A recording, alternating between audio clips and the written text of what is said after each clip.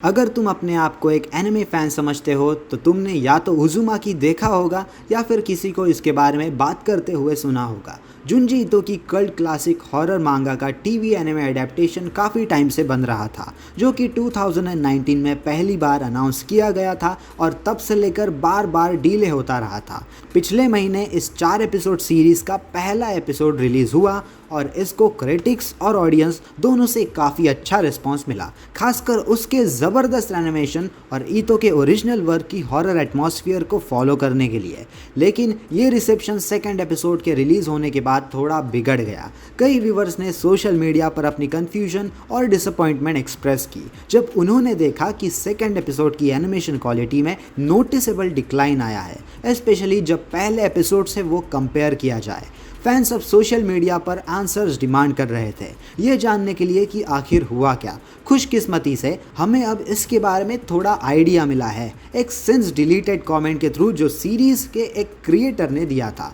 Blue sky social media site पर post की गई एक सीरीज ऑफ पोस्ट में उज़ुमाकी के एग्जीक्यूटिव प्रोड्यूसर जैसन डिमार्को ने कहा था कि सेकंड एपिसोड की ये रिएक्शन लोगों से ऑलरेडी एक्सपेक्ट की गई थी और कौन रिस्पॉन्सिबल था उन नोटिसेबल एनिमेशन डिप के लिए। उन्होंने एग्जैक्टली कहा कि मैं नहीं बता सकता कि क्या हुआ, पर हमें धोखा दिया गया है, डेमार्को ने एक पोस्ट में लिखा, जो डिलीट होने से पहले स्क्रीन कैप कर लिया गया था। इस पोस्ट के द्वारा हमें पता लगा कि उनके पास 3 ऑप्शंस थे। ऑप्शन ए मतलब इस सीरीज़ को फिनिश ना करके कुछ भी नहीं दिखाना और इसे एक अपना लॉस मान लेना। ऑप्शन बी सिर्फ एपिसोड 1 को फिनिश करके दिखाना और इनकम्प्लीट छोड़ देना। या फिर ऑप्शन सी जो कि था चारों एपिसोड्स को दिखाना उनके फ्लॉस के साथ, और उन्होंने उनके हार्डवर्क के रिस्पेक्ट के लिए चलते हुए ऑप्शन सी चूज़ किया। डिमार्को ने फैंस की फ्रस्ट्रेशन और गुस्से को समझा। इतना लंबा वेट करने के बाद ये अंडरस्टैंडेबल है कि लोग अपसेट होते। बदकिस्मती से मैं नहीं बता सकता कि किस पर ब्लेम करना चाहिए,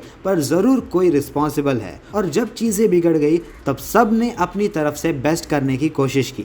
उसके बाद डेमार्को ने एनिमेटर्स और स्टाफ की हार्ड वर्क को कमेंट किया जो इस सीरीज़ पर काम कर रहे थे, और कहा, मुझे नहीं लगता कि सिर्फ 1 या 2 लोगों की एक्शन की वजह से ये शो कभी रिलीज नहीं होना चाहिए था। जैसे डिमार्को के पोस्ट ने उज़ुमाकी के प्रोडक्शन के थॉट प्रोसेस पर थोड़ी रोशनी डाली, पर इसका पूरा जवाब नहीं दिया गया कि सेकंड एपिसोड के ड्यूरिंग हुआ क्या था। बहुत आसान है स्पेकुलेट करना या कहना कि शायद सीरीज का बजट खत्म हो गया था, लेकिन फ्रैंकली ये दोनों चीजें सच्चाई समझने में मदद नहीं करती है कि एक्चुअली ये स्टिल्टेड एनिमेशन और पुअर लिप सिंकिंग जैसे इश्यूज सेकंड एपिसोड में क्यों आए। एनिमेशन एक कॉम्प्लेक्स मीडियम है जिसमें बहुत सारे मूविंग पार्ट्स और कोलैबोरेशंस इन्वॉल्व होते हैं। चाहे स्टूडियो कितना भी प्रोसेस स्ट्रीमलाइन कर ले, एनिमेशन फिर भी एक ऐसा क्राफ्ट है जिसमें बहुत सारे चैलेंजेस आ सकते हैं, और साथ ही क्रिएटिव प्रोसेस की वल्नरेबिलिटी को समझना भी ज़रूरी है। और ये भी याद रखना चाहिए कि उज़ुमाकी के प्रोडक्शन को 2020 के कोविड-19 पैंडेमिक ने काफ़ी कॉम्प्लिकेटेड कर दिया था, जैसे डिमार्को ने एक रिसेंट इंटरव्यू में ऑलरेडी बताया था, और इसने सारी चीज़ों पर काफ़ी ज़्यादा इम्पैक्ट किया।